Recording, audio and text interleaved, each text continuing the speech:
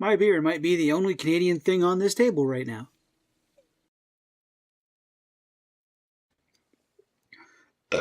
Oh, 7-Eleven wings aren't sitting well. And like I said, this is the only Canadian thing in this book. It came out a week ago. I get to spoil things. Hunt for Wolvie under Adamantium Agenda. Second of 16 issues I have to buy because I'm a hopeless Wolvie fanboy. And what's going to cost me roughly $100 over 4 months. Because I live in a world where $1 equals 77 cents. I thought I ordered the other cover, but I didn't. Got this. It's based on the team for New Avengers that Wolvie was in back in... I'm pretty sure it's the one from 2010. There was a couple more in between there when I wasn't buying anything. But I did buy New Avengers, and I enjoyed it. And I even enjoyed the Fear itself stuff that happened in it. And I don't care if you liked it or not. This is my bad taste we're talking about. We've also got... I'm digging this artwork for Iron Man. I might buy Iron Man #1 just for the artwork. If it looks this good through the whole book, then I might buy it. Years ago, Wolverine was part of a team of Avengers with Iron Man, Spider-Man, Luke Cage, and Jessica Jones. And Daredevil and Squirrel Girl and Miss Marvel and The Thing and a ton of other people. It was a fun read. I remembered it was a fun read. Y'all might be too young to remember 2010, but I remember. The scene opens, skip a page, in Tribeca in New York. I don't know where Tribeca is exactly. I've only been in New York once for a 3-day drunk, and the parts I do remember were a lot of fun. Some kind of weird bomb. The typical, we don't know what it is, but it's a bomb. How do you know it's a bomb? Anyway, according to the tip-off, this thing has a blast radius of 1 mile. If the switch is flicked, makes it immediate and only 200 feet. But someone has to flick the switch. Dun dun dun. So, they literally spend 3 pages complaining with who's going to do it. Which I'm not going to show you because I have to skip pages somewhere to avoid copyright. Everyone else is trying to think of what. And Wolvie just standing there like they don't clue in that he's going to do it. Because, as he says in one of these pages, nothing's killed him yet. Luke goes to give it a shot. No, you're not. So anyway, Wolvie's got to do it himself. I'll pick up all your pieces and put them back together, no matter how icky, to get out of there. I'm not sure what kind of bomb it was.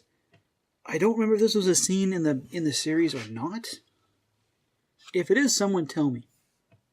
There might have been there was more than one New Avengers series. I may have just missed it. Bomb go boom! Big, that's a lot of green for an explosion. There's a massive amount of green in there. Tony shows up, tells him what's going on. Logan's in there, what's left of him. So, we get back to now, because it tells us that it's happening now. Tony's wearing his best GQ outfit at Wolvie's grave. Kitty's invited him by to tell him someone stole his body. So, Tony is going to put the band back together and find out what's going on. So, gives Spidey a call, who's busy beating up the Vulture. Is that a typical Thursday afternoon for Spidey?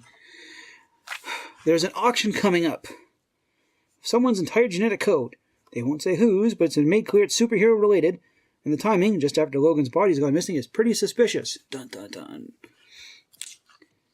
And they're also bringing along Luke Cage and Jessica Jones, which I'm guessing are really only there because of the setup in the beginning. There were a lot of other characters from that New Avengers I'd bring along who are probably even more invested in Wolverine. Can't be Daredevil. No, Daredevil was in the Avengers, wasn't he? That I have to check. Could have brought Squirrel Girl. She wasn't a potato. She could be herself in a book for a change. Here we are. International waters off the coast of Guam. Seems elaborate. It's safe for the kind of people who buy things at black markets. Bad guys, bad guys, bad guys, and bad guys. I'm glad bad guys have a safe space. This... I have to nitpick the artwork and some of the stuff because I like the story. I really enjoy the story too much. But I would not have put a panel straddling this scene because your book never sits quite flat, right? And the one page is always going to be upright, and it's making Jessica look kind of weird here. Like,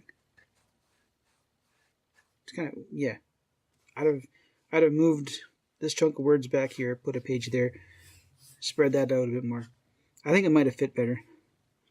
Some guy named Robes Garth is head of security. Dude looks like a sentinel. Or just, yeah, like, I mean, look at that jaw. Look at that. Look at that. Let's get here. Look at that Franken jaw going on there. You broke that jaw? That's a lot of jaw going on. But they've all got to be in costume, so no one knows who they are. Of course, Peter shows up in costume. They know who you are, Pete. I'm pretty sure Tony knows who you are. And if you can't trust Luke and Jessica, there's something wrong with you. We get a little bit here. Payments in cryptocurrency, blah, blah, blah, blah. They're ready to go, but someone stops Luke. Aside from one mutually agreed upon open-minded friend, I'm the only one who gets a touch of this guy. And we get a fight that breaks out because of a misunderstanding.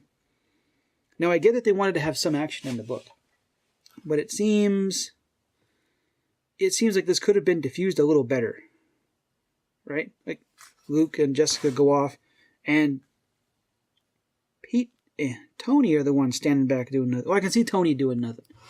This is like a thing for rich people. So Tony's gonna sit her out. Only one bidder per party is permitted at the auction stage. So that was the oops. I'm gonna send Tony in because, well, he's rich. He's bought stuff at auctions, and the auction stuff. I don't quite. I know I'm missing something, but the things in here. We have Absorbing Man's ball and chain, Hydra Cap's shield. Which seems like that's the kind of thing no one would want seen. Oh. I should probably know all the rest of the stuff in here. But I don't. It seems like I should know more of these. It can't all just be random junk. It's got to be superhero related stuff. The costumes, I'm positive this person's from the Shi'ar. With the feather hair. I don't think that's the mask. I should recognize that costume. These guys are in costume, but don't ask me what the hell they are. We have a holdover joke from Toy Story. Now that we're all seated, and I don't recognize the costume. I feel like I should recognize this costume. So then there's been some buzz around our first item. You're the entire DNA sequence of Danielle Cage. Wait, what? Hang on, I thought we were looking for Wolvie. Why have we got... I'll admit, this is, of all the twists they could have had, that's not one of the ones I expected. And I had to literally sit back and go, oh, okay, didn't see that coming. It does kind of explain why Luke and Jessica are on the boat. After all, now they get to be mad. And I was hoping this was going to be a Wolverine-related comic, but it appears they've decided to leave him out of it. I am hoping number 2 is going to be better. I intend to buy it. I hope so. Cover looks awesome, though. Wolvie just all kinds of mad. That grin... That big, wide grin reminds me more of something by like an Adam Warren kind of face. If any of you have ever read, any Empowered, which I should do a review on because I don't think people that I follow read Empowered. You should. It's a great comic.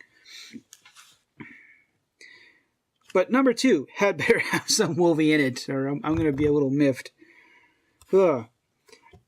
Next one up, Claws of a Killer, which I paid for about 20 minutes ago, and will be here next week, and everyone else is reading it now. F you guys. Is honestly, well, it was the one I was least looking forward to, because it's Daken, Lady Deathstrike, and Sabretooth. And I read some of the X-Force stuff. No, the Weapon X stuff, the book they're all in. And it makes no sense as to why those characters would work together in the first place. I don't understand. Like, I get that they're probably all out and they found out he might be back. And they're all going to get him first. But I don't see why they would work together. Like, Daken's too much of a dick. Hopefully Daken is they do his character right, and not as the beta wiener orbiter he was in X-23. Sabretooth's going to want him dead, and the weird part is I could have swore that Lady Deathstrike was kind of over that vendetta on Wolvie after he lost his adamantium a long time ago. It seems like that would have been some good character growth.